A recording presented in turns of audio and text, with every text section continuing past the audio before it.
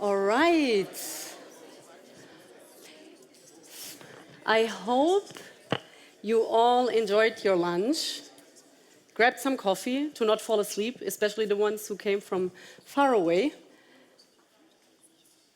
And yes, we are ready for our next format. I will just wait a second so everyone can get seated.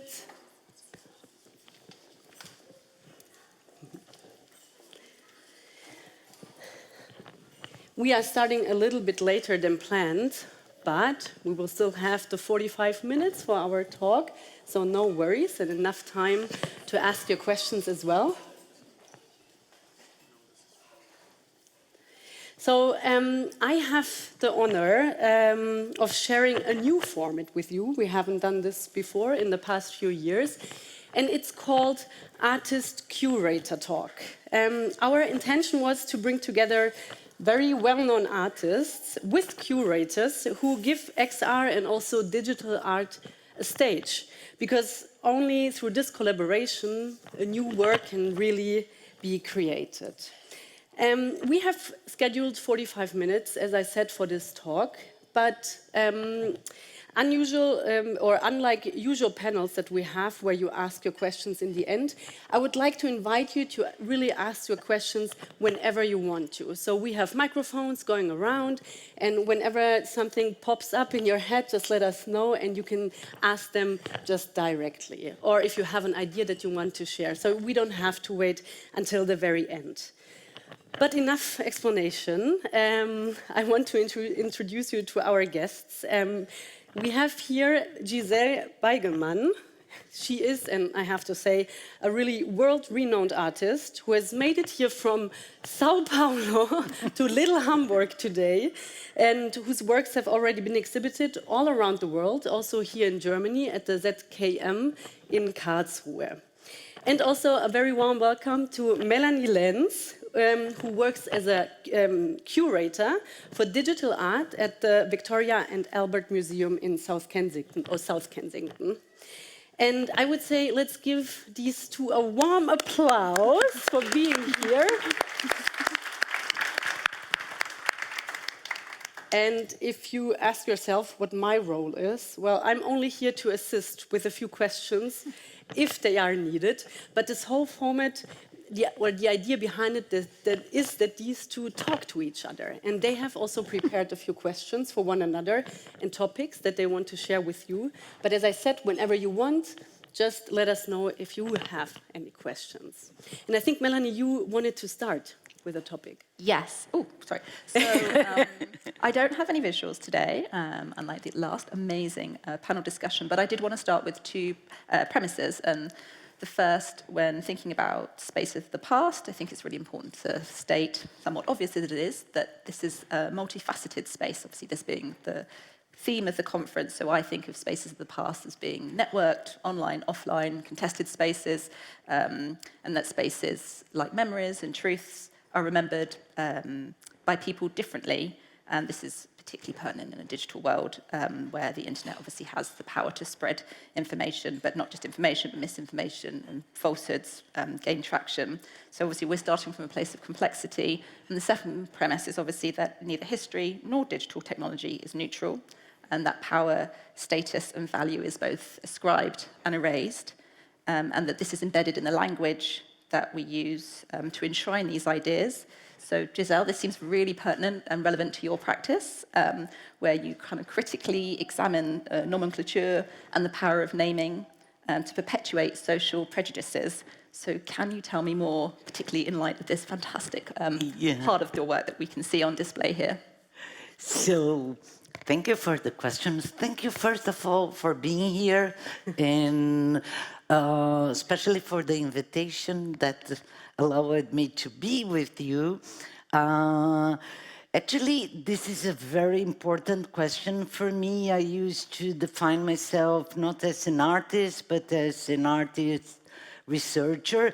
This means that I develop projects framed as aesthetic questions, and I believe that art is a way of thinking about the world, and aesthetics in a contemporary sense, is a way of giving thinkability to these questions.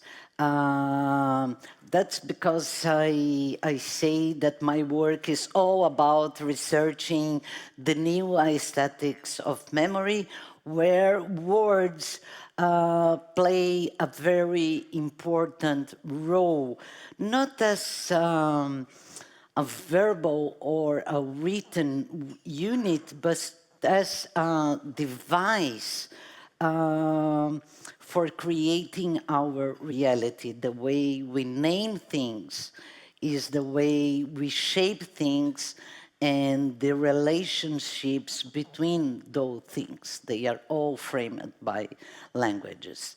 Perhaps this comes because I live in a country where the language is almost exclusive to countries colonized by Portugal. I come from São Paulo, so I apologize for my accent and my mistakes. I can assure you that my Portuguese is wonderful.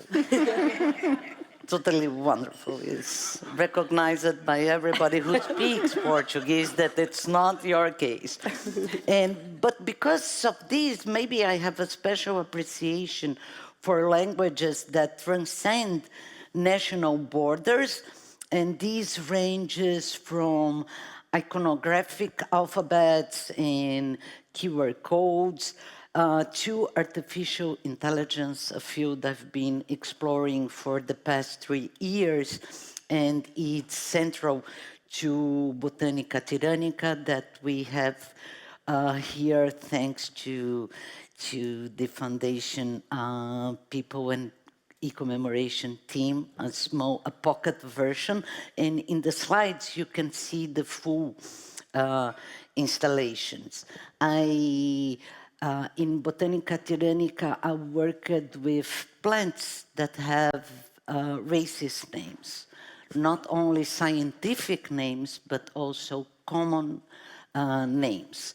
And this exhibition, it's a project, a research project that began in 2001 during the pandemics, when I was presented a plant that in Portuguese, and then I found that in many languages, is called the wandering Jew. That it's an expression that it's kind of wow for any Jew, because this was expression instrumentalized by Nazism, but it refers to a legend from the 13th century. And I was so astonished when someone gave me this plant, and wow, this is a wandering Jew. And I said, wow, and what? And I remember I get outside from the place where I was, and from inside the Uber, I was Googling about anti-Semitic names and taxonomy, and it didn't take me more than 10 minutes to realize that the problem was much more relevant, and the question was about racism in all its versions and taxonomy. And my first surprise was the wandering Jew, but the second one was the scientific nomenclature that now everybody knows that has a lot of prejudices. But I must say that in my database, I have 1,600 scientific problematic names. So the name that it's renamed now, that it's all plants that has kafir, kafrum, kafra, that it's a name, it's an equivalent of the N word in any South African country, is just, it refers to 200 plants. So there is a lot of work to do. And I've been traveling with this exhibition in the last 2 years. I began in São Paulo at the Jewish Museum from São Paulo, then I moved to Karachi, to Pakistan, and then to Italy, and now it is in Toronto, and also here. And every place I go, I update the common names database and I can say that there is a kind of geopolitics of races and prejudice. They are usually targeted to the same people and cultures, but it depends of the place the balance changes. For instance, Brazil is a very sexist country. And it's a very racist country in spite of our official marketing of the racial democracy, that it's not true at all. So black women are really, they have the most awful common names in Portuguese, in Brazilian Portuguese. When you go to Canada, of course, that indigenous peoples are the target of prejudices. But it's not my first work. It's my first work with plants, but it's not the first time that I work with words. I think that words and memory, they crosses all my life since the book after the book, and I will finish the answer with this, that was about the impact of the internet. It's a very old net art piece from the 90s, and it's about the changes that would come with the internet in our ways of reading and our ways of telling stories. But Botanica Tyrannica is my first experience. This is a work more about in the field of language. It was in Berlin. Crossing memory, history, language, and the colonialist imagination that is totally linked, that we can go further on the next questions. And it is embedded in all the artificial intelligence technologies. Data colonialism is our new scary horizon, the way, not only because everything is based in a kind of Anglo-Saxon mind, but also because everything depends on patterns and standards and methodologies of erasing particularities. So I think that for now it's enough for you speak for hours here. Yeah, I'm really pleased that you obviously talked about the relationship with the previous work that you've done looking at memory, history, and language, because the first piece that I saw, or the first time that I came across your work, was actually through Memories of Sand. And the reason I was going to kind of pull this particular work up, because as a curator, I spend a lot of time working with objects and engaged in thinking about cultural value and status. And this obviously goes hand in hand, as curators hopefully do anyways, about thinking about narratives and whose stories are we telling and whose by default are we not telling, and how history is constructed and the role of the institution in doing so. And when it comes to digital art, these are often stories or narratives that are excluded or marginalized. But back in relation to your piece, Memories of Sound, which kind of looks at aesthetics of memories, I was really interested in how you worked collaboratively to capture different memories. This is something that I'm really interested in, having recently worked on a timeline. And timelines are kind of interesting in and of themselves. This playing a role, thinking about who's involved and who gets what gets written in and what gets written out. And the way in which I created this timeline was by working with various partners to kind of explore the networked nature. But I just wondered if you could say a bit about Memories of Sun and how you worked collectively, and maybe something on reflecting on the transient nature both of memory, but also working with digital. Yeah, digital memory is a problem. So I will begin with the participatory movements, because this opens also to how document and preserve digital heritage. A field that I think that I'm involved in because I'm a victim of the process of technological obsolescence and how things just stop and they don't, and how you lose. I think that it's very symptomatic that we use this word. My background is history. I think that many people here has this background to save archives.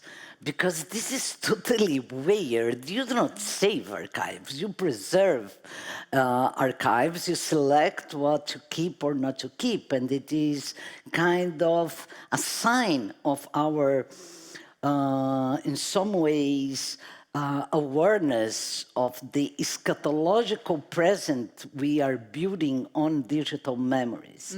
So I devoted myself for many years to participatory interventions in São Paulo and here in Germany, in Berlin, allowing people to communicate through electronic billboards like this one that you see in the picture. And the system allowed to anyone. São Paulo is a traffic jam city where you do not move. And for a long time, we had all those electronic billboards all over the city.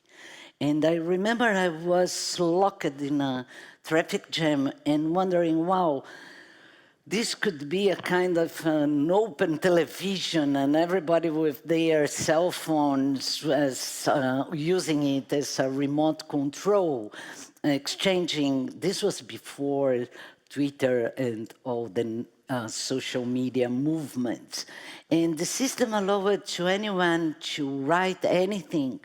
I rented commercial time in the billboard as I was any other advertiser.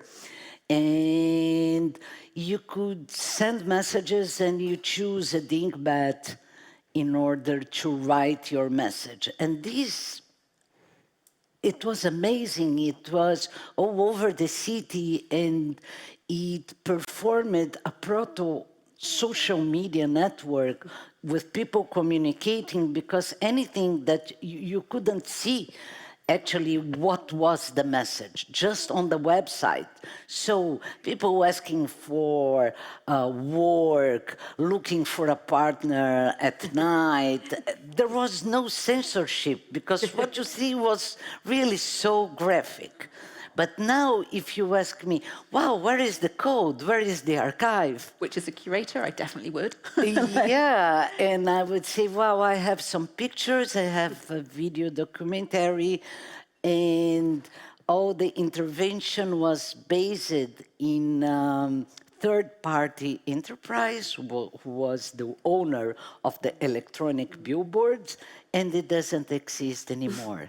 And when they finished, long before they finished the business, they erased all these archive. The last time I did something that I have all the systems stored was recently, now quite 10 years ago, but it was a huge intervention in one of our main avenues in São Paulo, that it's Avenida Paulista, in this building that it's all covered with electronic leads, with QR codes to distribute a remix of the 10 Commandments to the age of the open internet. And it was amazing to see everybody stopping there and reading and sharing the QR codes. But I think that this is one of our main challenges. And it's becoming worse because with all those logics of privacy that came after September 11 that are not about privacy. This is about security. It's very difficult to do something as I did in the beginning of the 2000s. So, well, here are the electronic billboards. Send your message and it's your problem. I will not do anything. For this one, I had to sign a lot of papers declaring that what was inside the QR codes, and the memory of those interventions, they are more memories of the documentation, what happens in the participatory movement, we lose. And so I think that we are really in the beginning of realizing that our present memories will be nothing in the future. And it is all around us more and more, since we are now sharing. I will close with the statement that I've been repeating in the last times, in the last years. If Google decides suddenly that YouTube is not a marketing niche interesting anymore, we will not have any source for documenting the COVID. That was the most scary global problem that we have till nowadays, from the UN to our personal lives. All the COVID memory is digital, and it is stored in the Zoom servers and at YouTube. And so I think that it's becoming more and more complicated to discuss memory in the digital age. I couldn't agree more. So digital obsolescence is something that I spend a long time thinking about in the museum context in terms of acquiring works, both historic and contemporary. And actually you don't have to go that far back to see what happens when physical works, hybrid works, complex works stop working. And what are we left with? So some of the work that I've done in this area looks at questionnaires with artists to kind of see what the core, the essence of the pieces are, to try and understand what happens when you emulate or migrate pieces, and what's super important, what gets lost along the way. And sometimes it's more akin to performance art, and then as you talked about before, it's the documentation that is what remains, and how to treat that material when the work itself there is just no documentation, what role speculation plays in or recreating particular pieces. And that's fine when there's, not fine, but when there's the artist who are alive, but what happens when they're not, and how do you document? There's no simple answer, and there's no way in 45 minutes that we can. Yes, it's a very challenging question. I think about this all the time, because we are still talking about artists that are here, that are, you can interview them, then can simulate what they are doing. But what happens when we are not here anymore?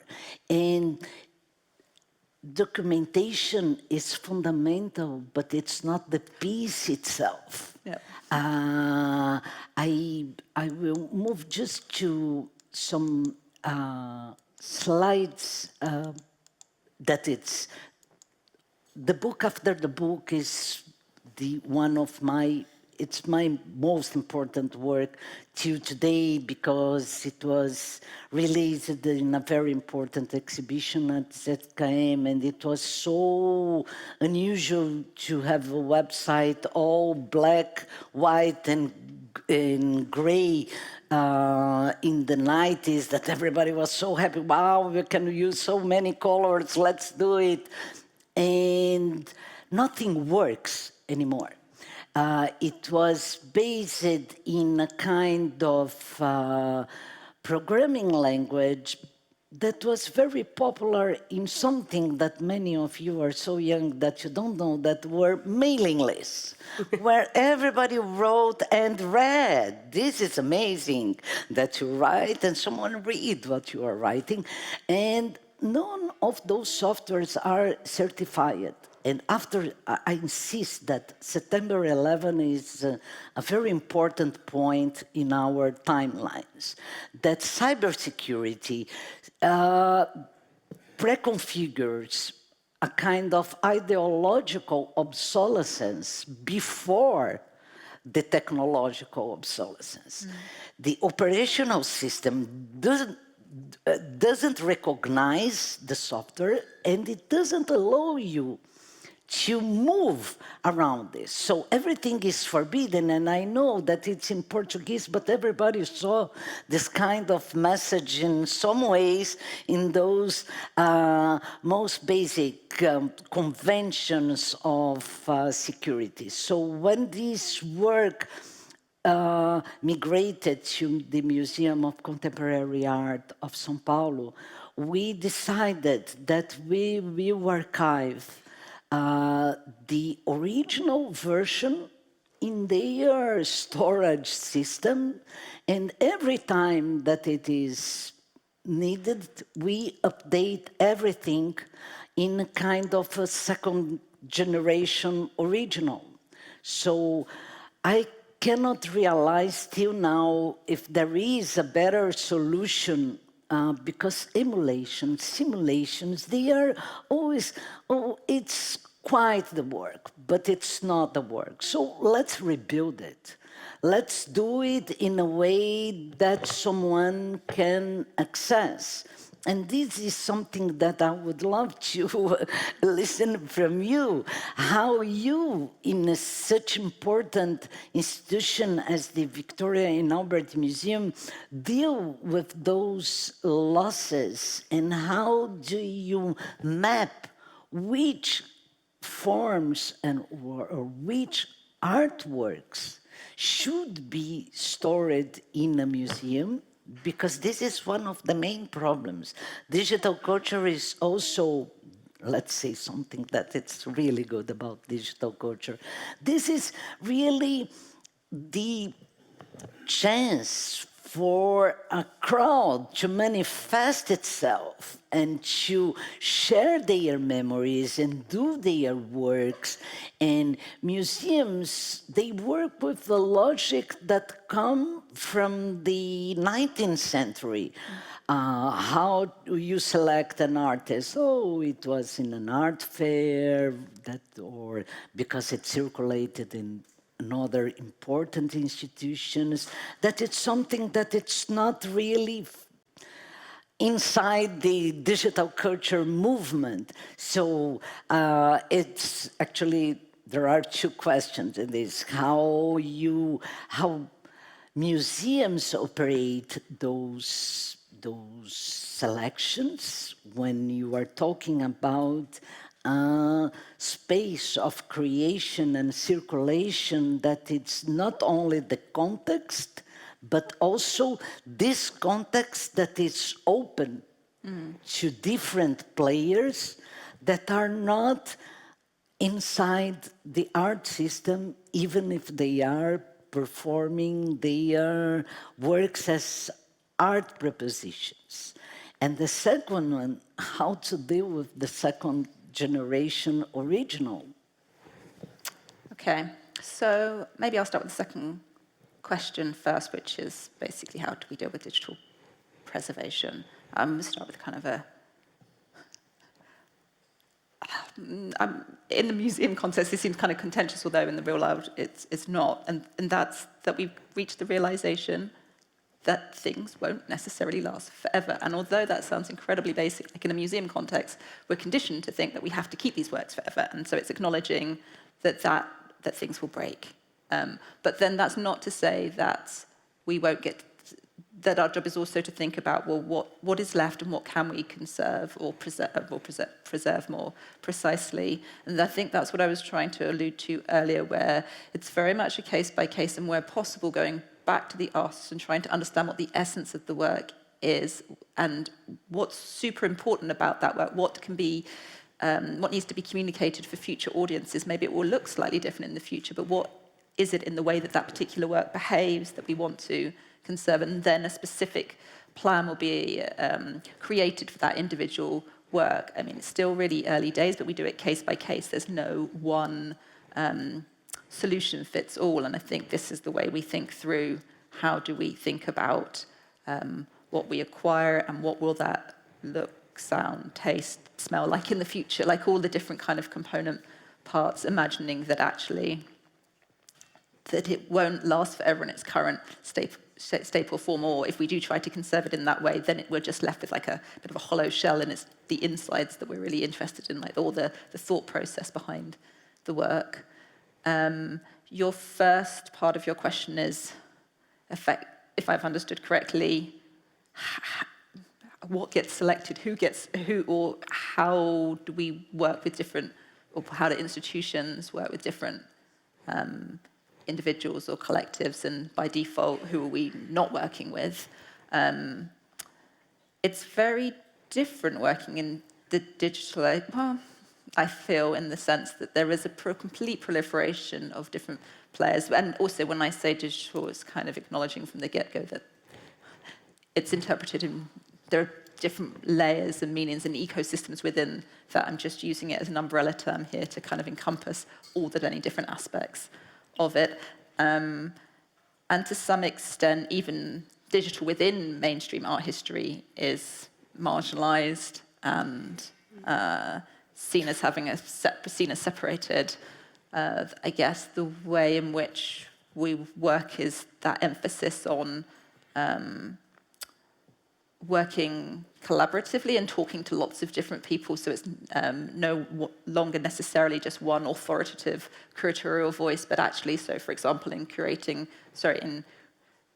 pulling together this timeline that I mentioned previously, it's published in a forthcoming book. It was very much a collaborative effort going out, reaching to different parts of networks that we're connected to and asking different people, okay, well, what for you was like a really important moment in time, and trying to draw together or map these different connections, and acknowledging that it is subjective. History is subjective, and the work of a curator and an institution at any one time, of course, is going to show individual prejudices of people that work there, at the same time acknowledging that it is also grounded in research. But then you can ask, well, what are you researching, and what are your sources? And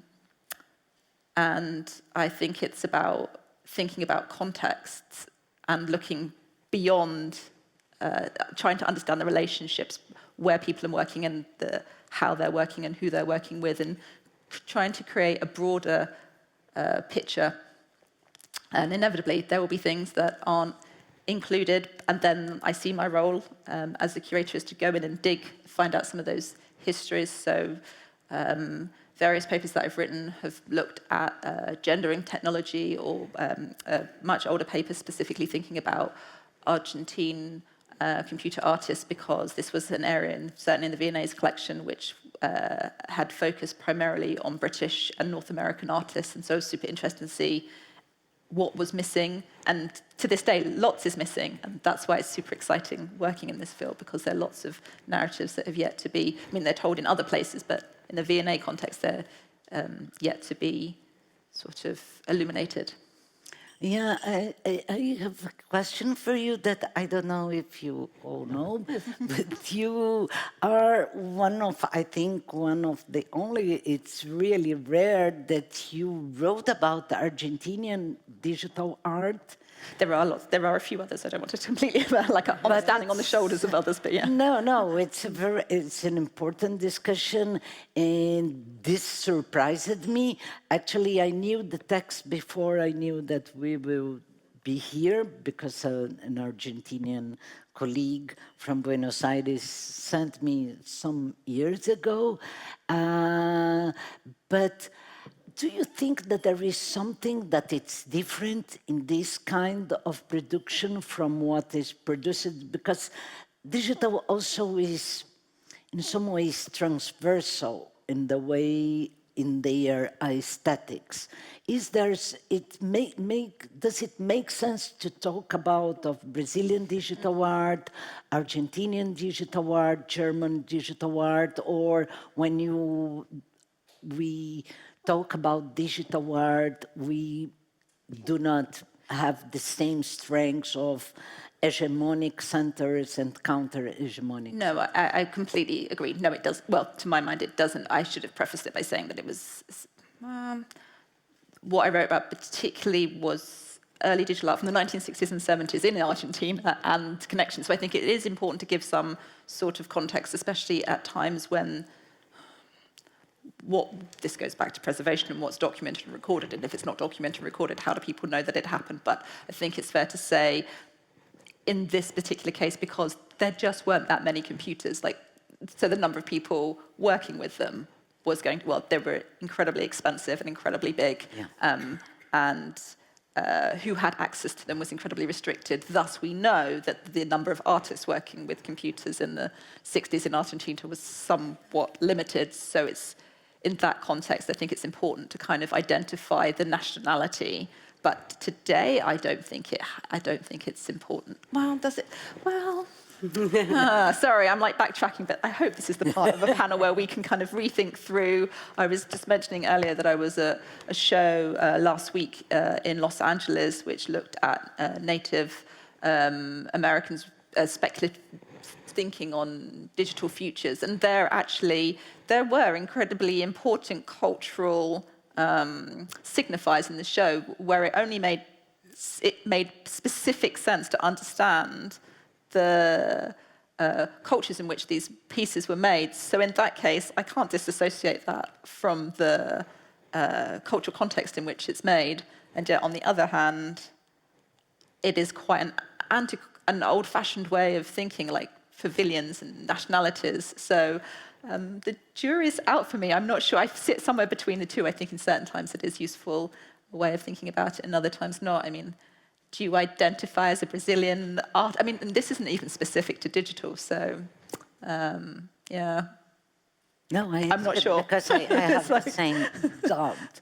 But there is something in the digital movement of losing everything, and in these artificial intelligence, new technologies, that also I think that they bring at the same time the possibility. This, in some ways, there was a lot of insights about this discussion in the conversation of this morning about games, but I would focus the question from the point of view of the archive. How I think that digital technologies, basically artificial intelligence, is in some ways giving us tools to cannibalize memories that are stored in colonial archives. One of the main problems that we have in countries like Brazil is that, wow, let's digitize everything. Europeans, Americans, everybody is doing this. It's so great. Everything is online. So, and then the problem begins because there is the archive is such a colonial institution that what we have inside the archives in countries like mine are something that you see, but this is the official history that will never will get to the memory of slavery, the memory of Inquisition, the memory of the genocide of the indigenous people. So what we will do with this?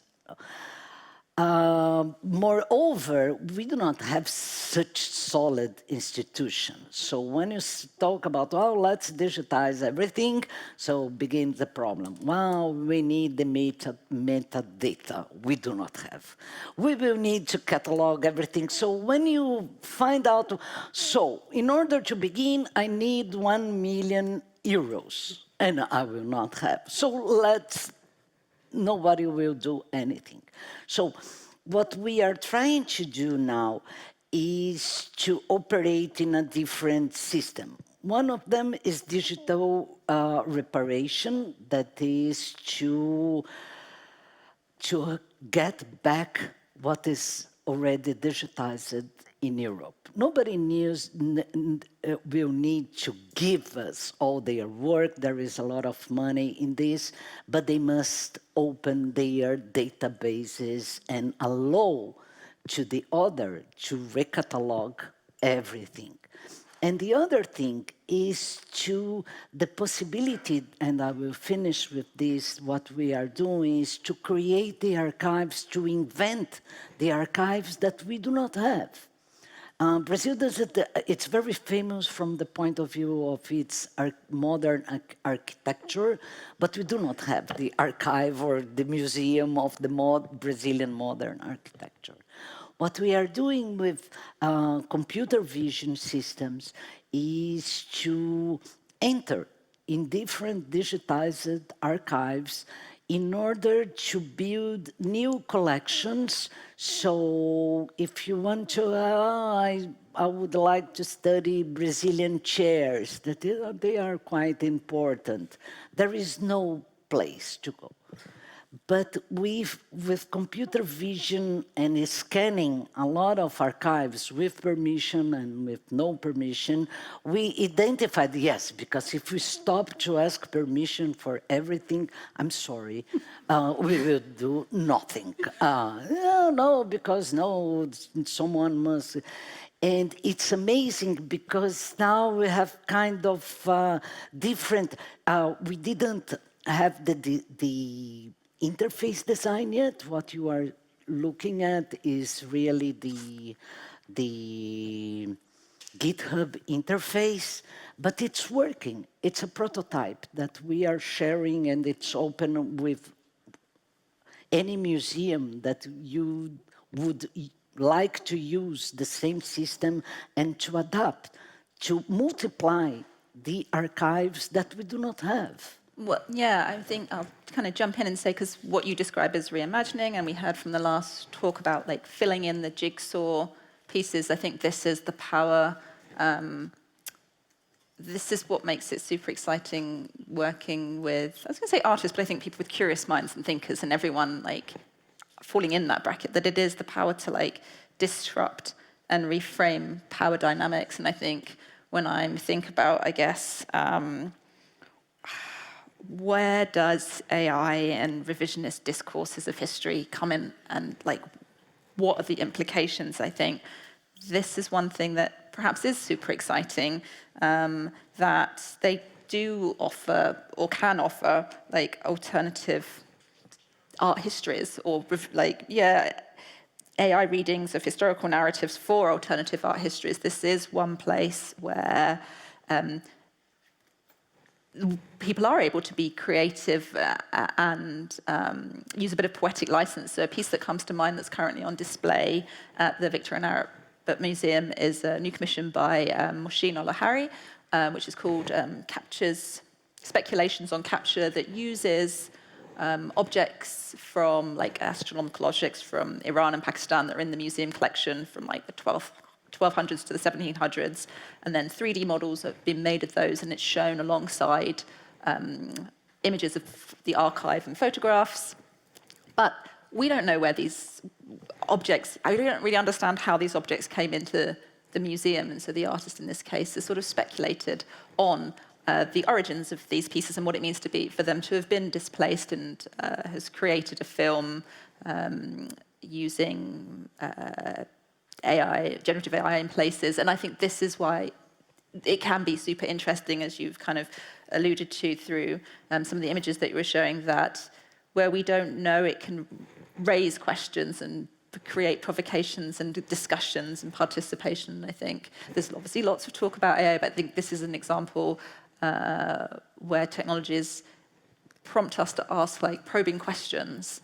And yeah, maybe I shall, unless you want to have any final words, we can end. Well, I think that your you were right, and I would go ahead. just close in 1 minute. I think that with all the problems of standardization, what I've been discussing as new eugenics, the mechanic eugenics, AI is also the possibility, from one side, to create and invent the archives that we do not have.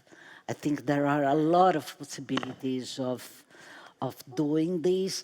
And the other, that is what we did in a residence at the ZKM with the two big Brazilian museums is to try to write visually an history, a new art history based not in the traditional of the genders, the styles, the timeline, but the way, the construction of the ways of seeing. We scanned a very important historical collection and a modern and contemporary collection, trying to understand how they see the ways of seeing indigenous people, vegetation, all the cliches about the Brazilian art history. And it was a surprise that it was so similar, the way the contemporary art and so critical, so conceptual, and the traditional historical assumed as colonialist art history, how from the point of view of their construction on the left side, what you see is it's the result of the analysis of all indigenous men or women pictured in their artworks, no matter if it were in graves, paintings, sculptures. And it was so scary because they do not have face. And the system showed to us that they were portrayed as the same thing, in spite of being man, woman, children. So when you scan everything, the result is this monster, this kind of Francis Bacon, tropical Francis Bacon. But this is a really scary picture when you see, and when you see the flora, the vegetation, wow, it's so conventional. And it's the way that you never see this in Brazilian tropical forest, a tree like this. And so the resulting compositions pointed in some ways to new methodologies for not only for the art history field, but investigative materials about our colonialist imagination, that it's entangled in such a way that we have a result like this indigenous image, that it's really something that impressed me a lot. Wow. We have time to open to questions, or if not... Yes, we do have, because I got the impression that you two could go on forever. Yeah, please stop us. It's really interesting to listen to you. We are here as we are in a bar. But I got the good information that we got 15 more minutes, now 13 more minutes, and I would really like to open up, because I think there are a lot of questions. I don't know who was first. You go first. There is a microphone going around, and then we have here the second one. Thank you. That's working, yes. I was interested in the discussion around digital reparations, and then also your discussions around objects that are in museums that were looted and taken from countries. Where is that conversation sitting at the moment? Does the focus on digital reparations kind of avoid that discussion, or is it funneling that discussion in another direction? Or are they proceeding as separate conversations? I don't think one takes away from the other. I think I was just alluding to that particular piece that was commissioned, that the archives are just there's just fragments of it, and so that opens the door for artists to come in and imagine different futures, which we've seen through other examples. That's not to say that the discussion around reparations, the focus has shifted because they said, oh, we're just doing a digital piece about it. We don't actually have to deal with the issue here. I think that they're just two different conversations, and they're not necessarily saying, oh, we don't want to highlight that we're doing any work in this area, that there's an openness to like explore or to reimagine what those different paths could be. So no, it's not at the cost of a legal, let's say, conversation about should these objects be returned. In this case, I don't think it's specifically shown that they, like, then there's no, the legal, like, I'm not an expert on Iranian 12th century astronomical objects, so, but I don't think that those particular objects in this case have been contested. It was just a site at which the artist imagined a different future, but that opens the door for other ways of reinterpreting works in the collection and reimagining, yeah, those dialogues that we have with visitors that do pose questions about, well, what is here and why is it here and how did it get here? And that goes across the board for, like, obviously all museums. Thank you. Yeah, no, thank you very much, both, and three of you, actually. The idea of colonialism and imperialism has come up earlier as well, and the standardization of that in video games, for instance, how it's all about invading spaces, taking their resources, exploring them, etc. And now also it was interesting how you talked both about the positives of not asking for permission to scan things from memory, but at the same time how big AI companies are not asking artists for permission Exactly. to also, use their works for, not necessarily for preserving them, but for turning them into goods that will service their service. Are we all artists, free thinkers, and also the corporations that we demonize also for the right reasons? Are we all colonialist by nature? Can we shake it off somehow? Is there a way that in this digital future we can build an alternative to this kind of thinking? Wow. I think that we are not colonialists, but colonialism is our epistemological horizon, unfortunately.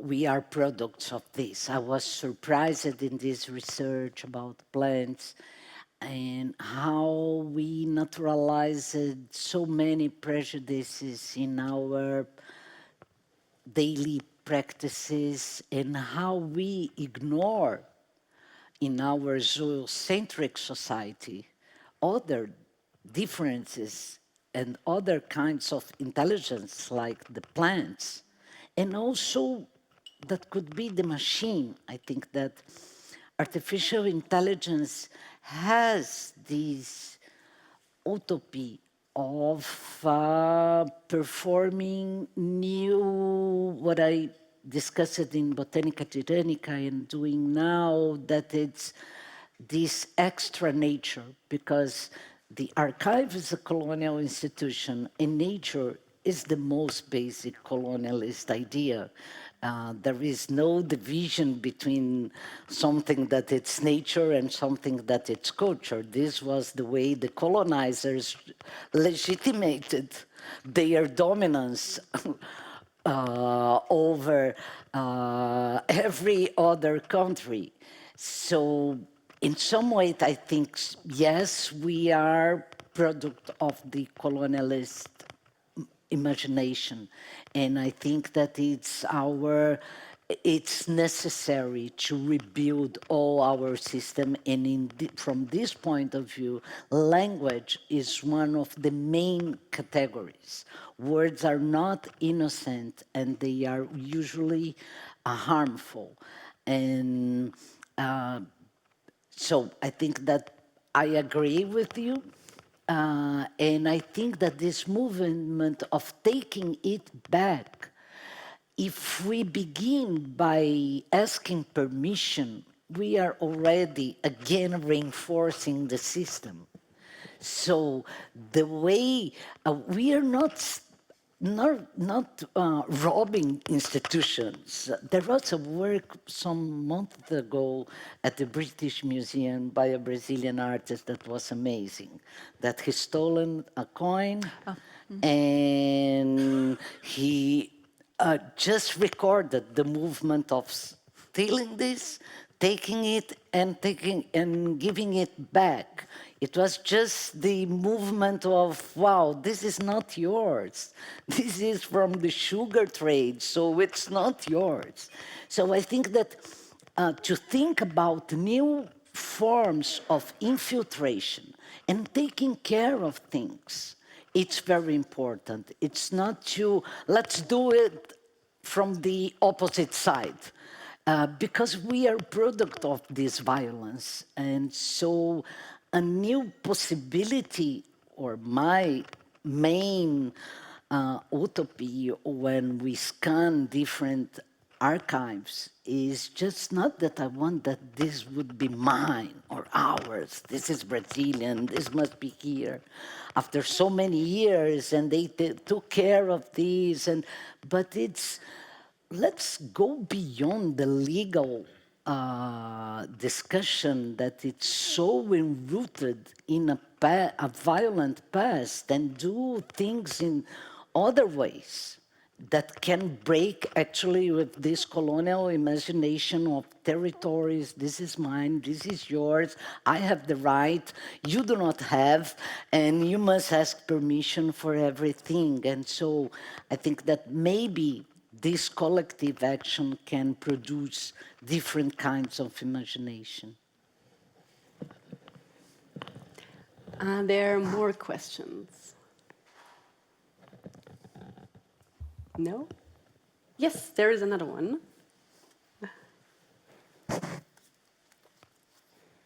Thank you too for this very inspiring conversation that we could all listen to. I was wondering, the question that rose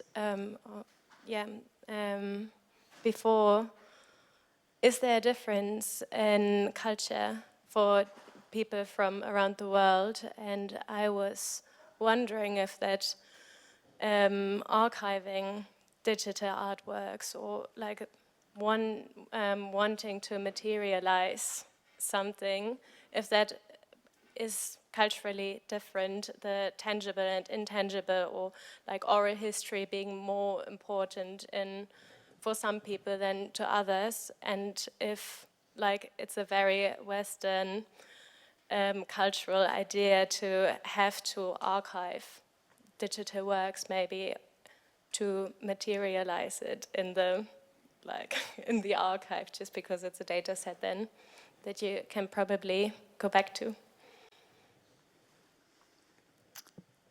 So I think that... Yeah, what do I think? I mean, I'm massively biased. I work with archives, and I often talk to, I was recently at a conference actually not that long ago where people were kind of thinking about what happens when their works, like there is no record of what happened and they're written out of art history. So for me, material archives play an important part in leaving legacies for future research. I'm not saying it's the only way, but if anybody's ever tried to research something where it's very difficult to find any information, and then there's obviously the question of accuracy within that, but leaving something behind is very, very useful as a historian and a researcher. So yes, I'm of the opinion that they do play an important role, and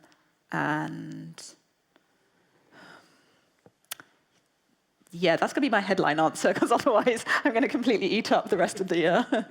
But I'd be super interested to talk this through, along with any other questions, obviously with more depth off the stage, so continue the conversation. Thank you. So,